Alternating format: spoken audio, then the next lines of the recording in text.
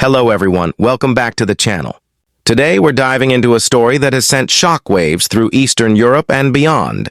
The dramatic coup in Belarus, where reports suggest that President Alexander Lukashenko has fled the country as the military takes control. What seemed impossible for decades under one of Europe's most authoritarian regimes has suddenly unfolded in a matter of hours. The once unshakable ruler of Belarus appears to have lost his grip on power, and the entire nation is on edge as events continue to develop. In this video, we'll unpack exactly what led to this stunning situation, what's happening on the ground right now, and what it could mean for the future of Belarus, Russia, and the wider region. To understand this moment, we need to rewind a bit. Alexander Lukashenko has ruled Belarus since 1994, making him Europe's longest-serving leader. Often referred to as Europe's last dictator, he maintained control through a mix of propaganda, loyalty within the security forces, and brutal suppression of dissent. Over the years, thousands of opposition figures have been jailed, exiled, or silenced. Yet despite the iron fist, unrest has always simmered beneath the surface, especially since the disputed 2020 presidential election, when hundreds of thousands of Belarusians took to the streets accusing Lukashenko of stealing the vote. Those protests were met with extreme violence, and while the movement was crushed, resentment never went away. Fast forward to now, and that anger appears to have exploded within the very institution that kept him in power: the Belarusian military.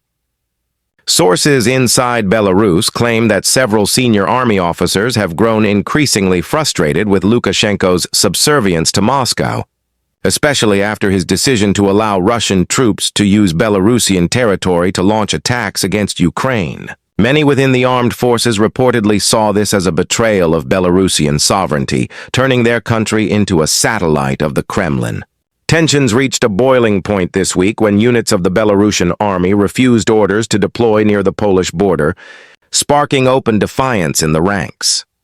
According to early reports, the turning point came late last night when a faction of the Belarusian army seized control of key government buildings in Minsk, including the state television headquarters and the presidential administration offices. Within hours, armored vehicles and checkpoints appeared throughout the capital, while state media abruptly went offline. Eyewitnesses described seeing columns of troops moving toward the presidential palace, and gunfire was reportedly heard in the vicinity. By dawn, several generals had appeared on local TV, announcing the formation of a transitional military council and declaring that Lukashenko's government had been dissolved. As chaos unfolded, Lukashenko's whereabouts became uncertain. Multiple sources now claim that he fled the country in the early hours of the morning, possibly aboard a government jet that departed from an airbase near Minsk. Flight tracking data suggests the plane may have headed toward Russia, though others believe he could be seeking asylum in a friendly state such as the United Arab Emirates. The Belarusian KGB, which has long served as Lukashenko's personal security apparatus, reportedly split, with some agents siding with the military. That division within his inner circle seems to have sealed his fate. The coup has sent shockwaves through the region. Moscow has so far remained silent, though Russian media is already portraying the uprising as a Western-orchestrated plot to destabilize a loyal ally. Vladimir Putin, who has relied heavily on Belarus as both a political partner and a strategic buffer, now faces a major crisis on his doorstep. If the new military leadership in Minsk turns against Russia, the consequences for Putin's war in Ukraine could be severe. Belarus has served as a crucial launchpad for Russian forces, supply lines, and missile strikes.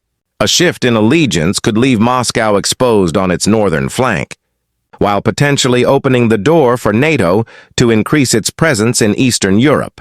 Meanwhile, on the streets of Belarus, there are signs of cautious celebration. Videos circulating on social media show crowds waving the red and white flags of the Belarusian opposition, symbols that were banned for years under Lukashenko. People are chanting freedom for Belarus and no more dictatorship. However, the atmosphere remains tense and uncertain. Internet access across much of the country is patchy, communication lines are down, and there are unconfirmed reports of clashes between loyalist police units and rebel soldiers in several cities. The situation is extremely fluid, and no one knows yet whether this new military government will bring genuine freedom or simply replace one form of control with another. Internationally, reactions have been swift but cautious. European Union leaders have called for calm and expressed support for a peaceful transition of power. The United States has urged all parties to avoid violence and to respect the democratic will of the Belarusian people. Ukraine, which has been at odds with Lukashenko for supporting Russia's invasion, welcomed the news, calling it a potential turning point in the region. However, the Kremlin's next move could determine how this story ends. If Putin sees the coup as an existential threat to his influence, he could intervene militarily to restore Lukashenko or install a loyalist government in Minsk, repeating the playbook used in other former Soviet states. For ordinary Belarusians, though, this moment represents something much deeper, a sense of hope after nearly 3 decades of repression. Many young people who grew up knowing only Lukashenko's rule are now daring to imagine a future without fear. But there's also anxiety. Coup rarely brings stability, and Belarus's fate could easily swing between democracy, military dictatorship, or foreign occupation, depending on how the next few days unfold. Political analysts are already warning that the coming hours are critical. If the new military leadership can secure international recognition and prevent Russian interference, Belarus might finally begin a transition toward genuine self-determination. Reports are emerging that opposition leader Sviatlana Tikhanovskaya, who has lived in exile in Lithuania since 2020, is preparing to return to Belarus. Her spokesperson said she's in talks with European officials about forming a civilian government to work alongside the military council during a temporary stabilization phase.